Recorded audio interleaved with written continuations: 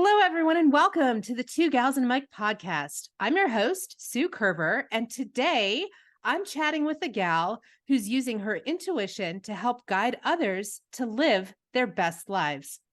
Renee Spears is a spiritual mentor, a spirit guide channeler, and the host of the Abundology Podcast. Hey, Renee, welcome to the show. Hi, Sue, one of my favorite people. I'm so happy to be here and talk with you. Well, I am so glad that you're joining me today because you have such a unique background. You're a spiritual mentor and a spirit guide channeler, but you haven't always been in this role. In fact, you owned a mortgage company at one time. So how did you find your way from mortgages to mentoring? Yeah, I owned a mortgage company for about 20 years. And about 10 years into owning a mortgage company, as you can imagine, mortgage is not the most exciting job that's out there. So I started to get a little bored with it. And I started to incorporate more energy work in my company meetings, talking about, the law of attraction and being positive and gratitude and all of those things. And I found that those really got my employees engaged. And it kept my interest. It actually made my mortgage job a lot more interesting. And then it just kind of evolved from there. I started doing a lot of public speaking, and I did want to talk about mortgages. Nobody really wants to hear about mortgages, but they do want to hear about positive company culture and being a positive person and gratitude and all of those things. So it just kind of led down that path. And then I really couldn't take mortgage anymore. And I sold my company about 5 years ago. And I had no idea what I was going to do afterward. Not one clue. Okay, so hold on. Wait. So you sold your company before you had the next plan of action in action. Yep. Oh my gosh, what a leap of faith that was. So what happened? Well, I remember the first week standing in my living room, like in my pajamas, like what do I do now? I had no clue. So I spent that week just doing puzzles and eating chocolate, and it was like a fabulous week. So I gave myself, fortunately, I had the ability to give myself a little bit of time to figure out what was next. So it took about 3 or 4 months, and I remember getting acupuncture one day. I was just kind of open to whatever the universe brings me, that will be my path. And I was sitting there in the chair with all the needles stuck in me all over, and just got a download, this idea of, Renee, why don't you do spirit guide channeling? You do it. And even the name Abundology, I'd never heard that before. And I went home and Googled, is this even a word? Does this exist? Does somebody else use this word? And that one person had used it, a couple decades ago for something, and just named myself that, put up a website and started doing it. So is it a word? Or it is what a is word. What does it mean? It's just the study of abundance. Which is what you focus on. Yeah, which is what I focus on, through gratitude and looking at the positive in life, spiritual growth. So let's talk about that a little bit, because I don't know if all of my listeners understand what a spirit guide channeler is. Like, how does that work? And I guess my other question with that is it inclusive of all belief systems? It is inclusive of all belief systems. And we all have guides or other beings that are with us here on our journey through this life. They're with us from birth till death. And there's many different kinds. There's angels and archangels and ascended masters. I happen to just talk with the spirit guides, and I call them like your everyday grocery store guides, because they're the ones that are there to, make sure that you get the parking spot in front, that you meet the person you're supposed to meet in line at the bank, those sort of everyday practical guides, I'm going to call it. And what I do is I get in, I don't know, it's kind of like a little trance, but not really. And I receive messages and words to pass on to my clients that are for their highest good. So it just really helps people with clarity in their life, or to be honest with you, most of the time people know, because they already have this intuitive hit of what they should be doing. And they come to me, and what the messages are from the spirit guides is just confirming what they already know. So what kind of questions do people ask you? I mean, surely they're not asking you, am I going to get the front row parking spot at No, the they don't bank, ask that. right? There's quite a few like, what is my purpose in life? Mhm. You know, I have to say, when I first started, I wasn't very clear about what I was doing. And at that time, I got a lot of, does this guy like me questions? And honestly, if you're coming to me for that, the answer is going to be no. If you already know if the guy likes you or not. So, but now it's a lot of, what is my purpose?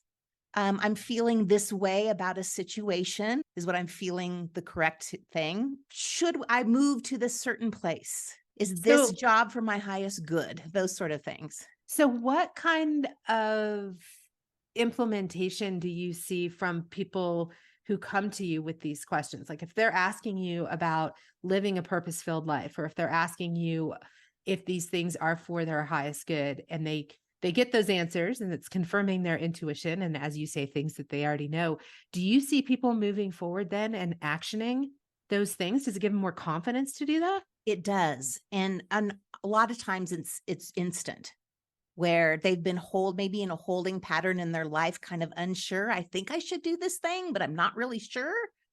And then we'll have the conversation, they'll get confirmation. And really, maybe the next day they quit their job.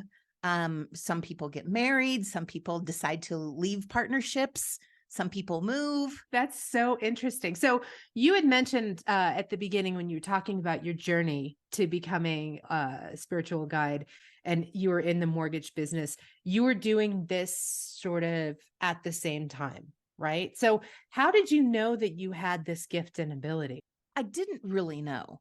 Employees would come to me and they would say, for instance, Renee, I'd really like my daughter to get into this preschool. And I would joke around and I'd say, okay, I'll put it in my meditations.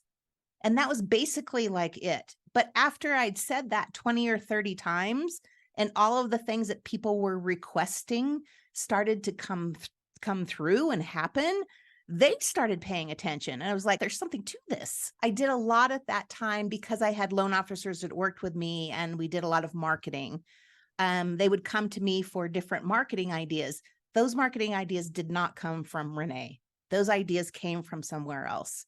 And they ended up being these fabulous, wonderful money-making ideas, but they weren't really mine. So I knew that I was tapping into some sort of knowledge that wasn't my personal knowledge. So did that scare you? I mean, I feel like that would have to be a little disconcerting at It was first. just weird, like, where's this coming from? How do I know this stuff? So after about 10 years of, listening to this and giving this advice and taking my own advice when I got those hits and it being outstanding every time, I was like, man, I can trust this. That's a really interesting word, Renee, trust, because I think that a lot of what we're talking about circles around that word. I mean, we all have this intuition and we all have these, I don't know, gut feelings, or these things that we think we should, the shoulds that we should be doing. Yep.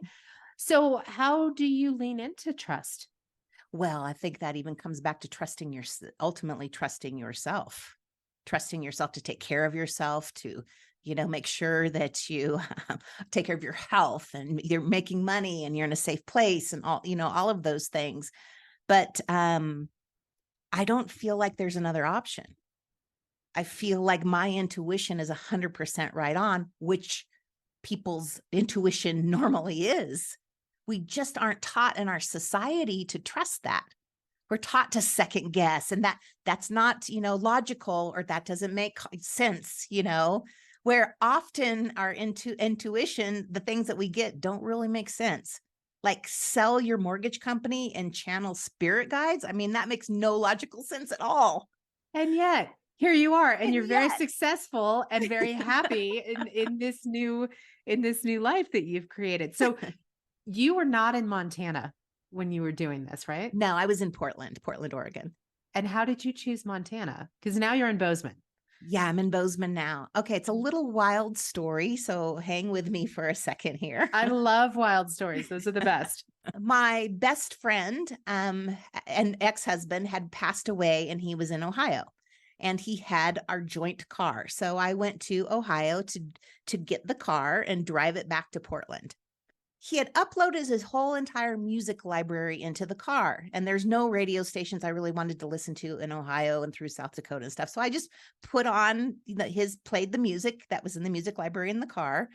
And it happened to be like synchronized to my trip.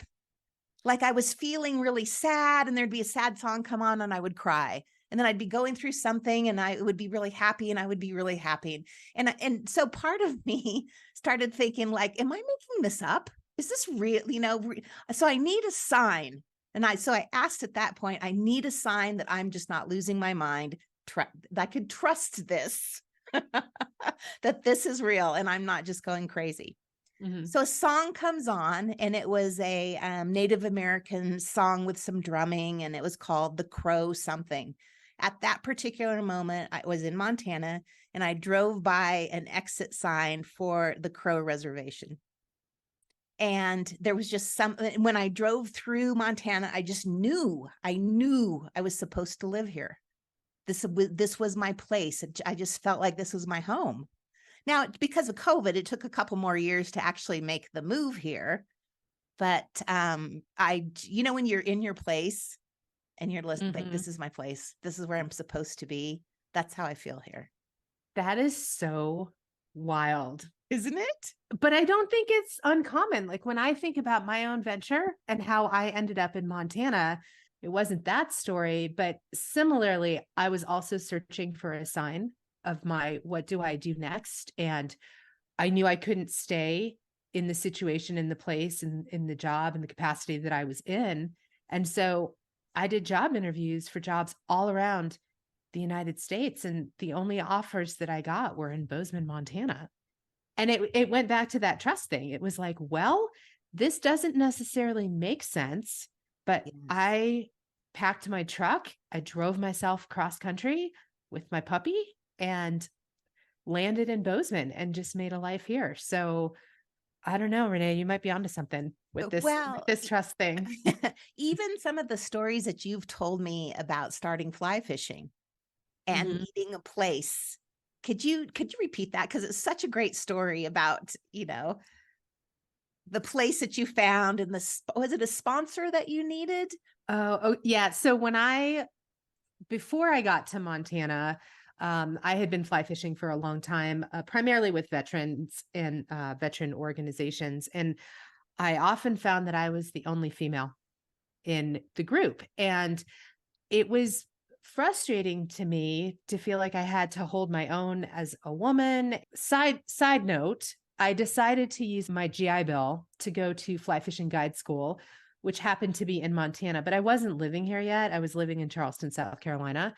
So I came up to Montana for a week and I went through guide school, not because I had any inclination that any of teaching women fly fishing, any of this would be happening, but simply because I wanted to be a better angler. And if I was going to be the only lady hanging out with all of these men who were fishing, I wanted to be able to hold my own. So I came to Montana, went through guide school, went back to Charleston, continued on. And then I took a sabbatical, which I just referred to. And in that sabbatical, like I said, I knew I had to make a change. And so I took the opportunity to take a job in Montana, even though it didn't make sense, drove myself up here. And when I got here, I decided to lean into starting this business of teaching women how to fly fish, because I simply didn't want ladies to go through that same experience that I had gone through. I wanted them to feel empowered and have a group of other like-minded women, like a community that they could fish with. And so in order to do all of this, to your point, is as a guide in Montana, you have to work under an outfitter.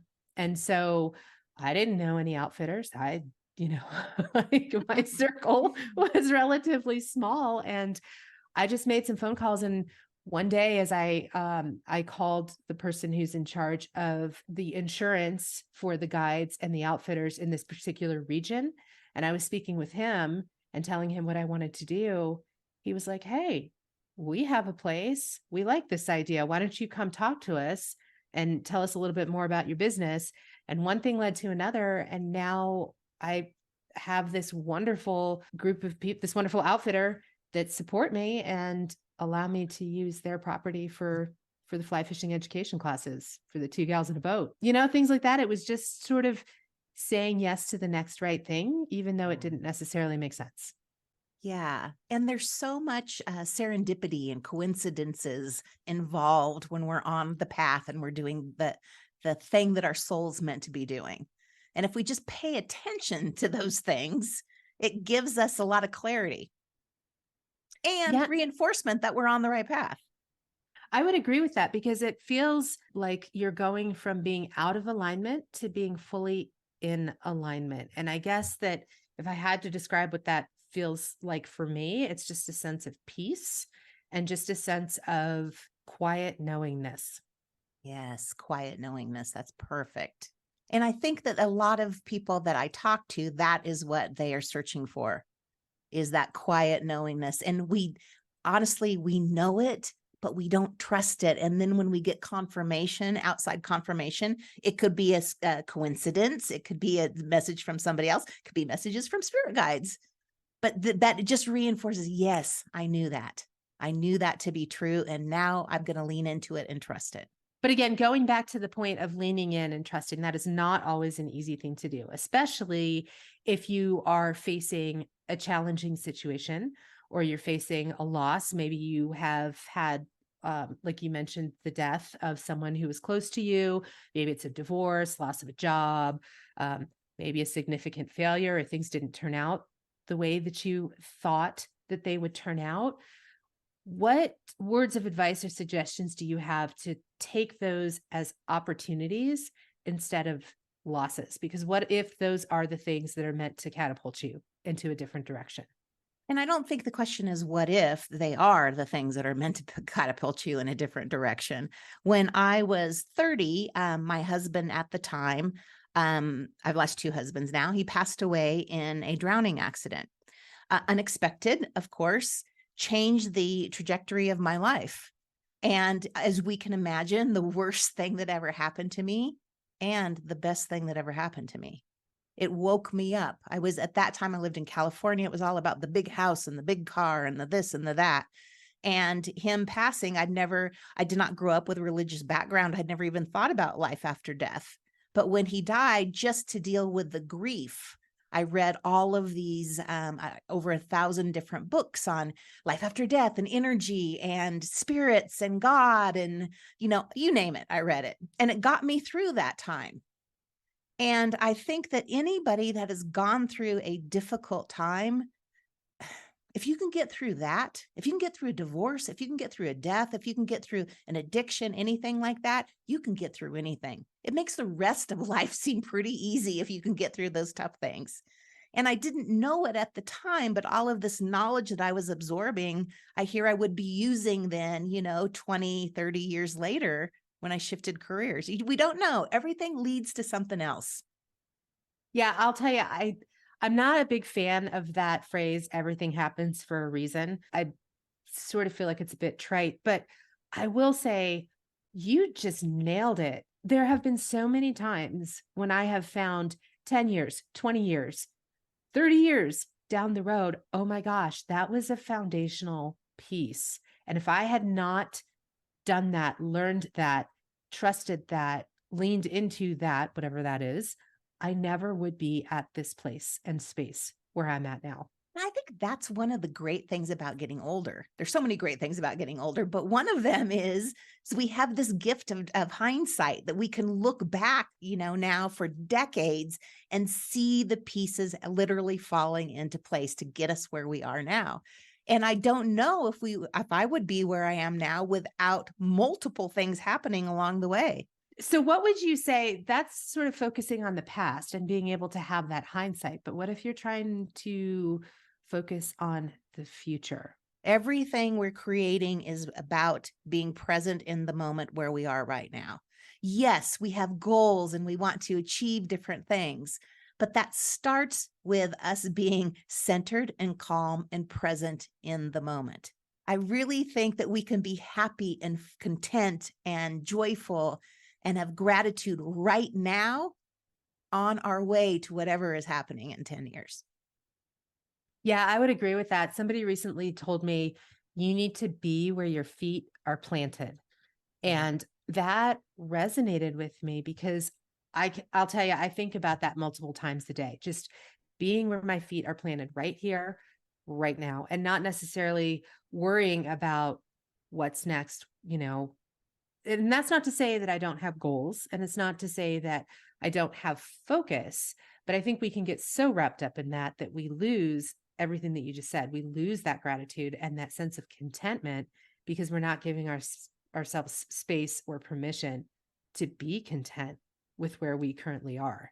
I do think that that is one of the gifts of having somebody pass away that you love, like treasuring the moment. We don't know. We don't know when anybody is going to go. We just passed through Thanksgiving. We have Christmas coming up here, making those the best I can possibly make them because I don't know if I will be here next year at this time. I don't know if my loved ones will.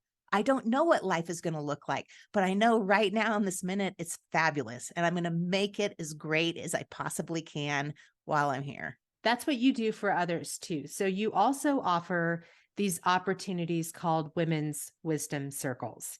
Renee, why don't you walk us through what your vision of these are and what you've seen happen with them? Well, when I was about in my 30s, I went to my first women's wisdom circle and I got so much out of it. Just the wisdom from other women. And we used to do this a lot in our society back in the olden days. The women would gather together and talk and share their wisdom. And we really don't do that anymore. So bringing together a group of people just to be real, just to say, I'm kind of struggling with this. Well, I am too. And I did this and it worked. That is, I think the value of it is it's not necessarily me. It's the wisdom that we're all sharing together. And to know that we're on this path with other people that are experiencing the same things that we are and have some knowledge that they can share about it. Mm-hmm. Yeah. And what was so interesting in my own experience was that the women who were part of this circle came from very diverse backgrounds. And some younger, some older, very different life experiences. But I think that makes us so much more well-rounded. I totally agree. So you're helping teach this wisdom. How about some other secrets of success? What do you do to be successful? So my job, I don't really feel is my work. My work is to keep myself in alignment so that I can do my job, to keep myself in inner peace and calm and harmony. And that's really the gist of my work. So doing my meditation, my yoga, nature to me is the thing that keeps me in alignment. So lots of time outside hiking with my dog, that sort of thing. And I think that sort of keeping ourselves as the number one priority and making sure that we are in the flow, that we have peace of mind, that we have inner peace, that's really the key to everything else. And that is where all abundance springs from too. So you want to make money, focus on your inner peace. You want to find love, focus on your inner peace. If you want a great life, focus on your inner peace. We know we live in a society where we're always pointing at it's that person or that thing or that circumstance. And really it comes back, as we know, we've heard this 10,000 times, to how we react to it, not the circumstance.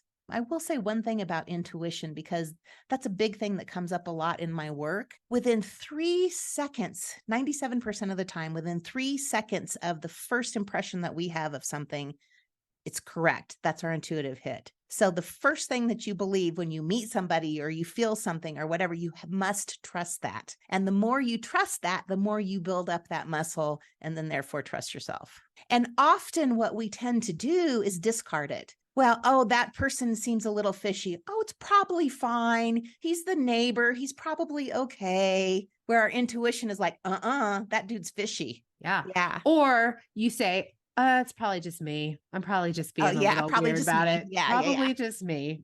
Well, maybe it is you. Maybe it is you getting your own intuition Exactly. about what these things are about. Exactly. Renee, it's so interesting the things that you just talked about with regards to keeping yourself calm and in alignment. I've been doing a lot of study around trauma, this idea of post-traumatic growth, which is growing through trauma instead of sort of getting stuck in trauma. And I'll tell you, we all have trauma, right? I mean, it's not Everybody. limited to a certain group or what have you, but the practices and principles behind post-traumatic growth are honestly some of the ones that you just listed. It's meditation a couple of times a day.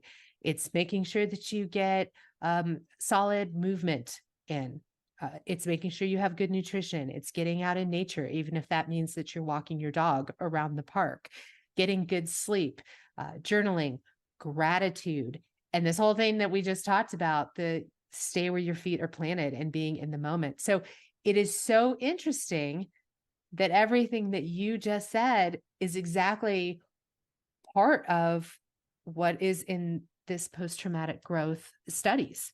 Yeah. And of all those things, I have to say, of course, clearly they're all super important for a healthy, happy life. But gratitude is the game changer. It is the game changer, taking you from even depression, mediocre life, whatever it may be, to, wow, I cannot believe this is my life. I do a daily gratitude practice every morning, 30 minutes. And there's some days where I'm just like, oh, I don't know. I don't want gratitude. And then I'll just do one thing of gratitude. And then I find myself in it, 30 minutes later, and it shifts the whole focus of your life. One of the things that I also do at night is, without writing it down, I just think of what was the best thing that happened to me today. And the great thing about that is I have to sort through everything that I did that day. And, well, that was really good. And that was really good, but this might be better than that. I don't know. That might be the best thing. So I'm finding myself reliving all the good parts of my day, versus how perhaps maybe I went to bed 20 years ago with thinking about what I got to do tomorrow. And, oh my gosh, I'm so stressed out, and, got to get up early, that stuff. So practically speaking, how do you do your morning routine?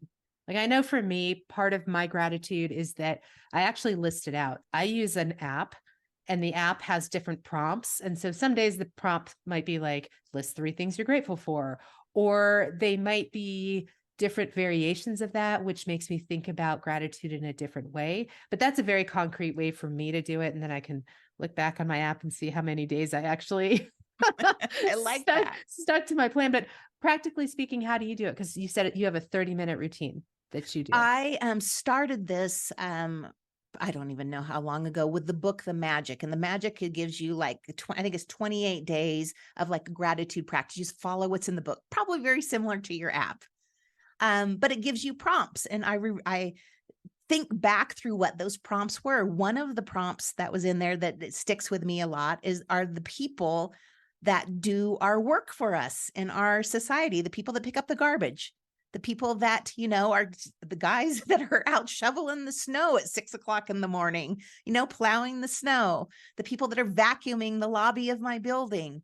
Gratitude for those people kind of behind the scenes, the people that are picking the fruit and getting the food to the restaurants and the grocery stores and all of that. Those are some of the areas where I think we overlook some. I should say there's room for a lot of gratitude there. But back to your question, I do take about 30 minutes a day, and I try to get through 10 things. So I'll just choose what comes to mind for me. Today, it happened to be my dog. I was so grateful for my dog. I was so grateful for Heart of the Valley Animal Shelter that I could adopt my dog from. I was so grateful that my dog gets me out every day. I was so grateful that he's a snuggler and that he doesn't he doesn't beg for food. I just went down the list. So it's not just grateful for my dog. I try to really go through, why am I grateful for him? What are the super great things about him? So that would be one of the 10 things I would do for the day. Do you only do those 10 things in the morning, or do you find yourself being grateful and finding reasons to have gratitude throughout the day, since you do this practice consistently? Yeah, I found for me, doing it in the morning sets me up for the day, because if I set my energy in the morning in gratitude, then I find throughout the day, it just comes more naturally. And I'm always kind of on the lookout for that good thing that at night. I got to remember that good thing. That might be the winner tonight. So when you do get that front row parking space during Black Friday, you're like, oh man, this could be it. This could be the winner. Y'all know what we're talking about for sure. So let's switch gears just a little bit. We've talked a lot about where you are and things that you've been doing, but I always love to ask the question, what's on your bucket list? Oh, wow. That's a very good question. I have to say I spend so much time being present and just enjoying like where I am that I often don't get to the bucket list stuff. I feel like I'm living in my bucket list. Like I feel, being able to go to Yellowstone and fly fishing and hiking and all the great things that are in Montana. Somebody asked me, "Where are you traveling this year?" I'm like, "I'm not traveling. I'm just going, down the road 5 miles to hike." Falling in love. I would say the falling in love is on my bucket list, and I expect that to happen in the next couple of years. Also, now that I know that I'm going to stay in Montana, buying a home here in Montana, and just continuing living a really, really fabulous life. So one last question for you, Renee. You've given a lot of advice. You've given a lot of practical knowledge, things that people can use. How about advice to our listeners who are at that crossroads? Maybe that crossroads of wanting to make a change. Maybe they want to take a chance. Maybe they want to move into whatever they feel is their purpose, but they haven't yet made that leap. What's your advice? Trust yourself. Trust yourself and do it. We are so much stronger than we even know. We're so much more capable than we believe ourselves to be. So trust yourself. Take the step. You won't regret it. Thank you for that and for all of the other advice and just sharing your insights with all of us. It's been such a pleasure chatting with you, and thanks for spending time with us. Thank you so much, Sue. I love talking with you. I'll do it anytime. Love it.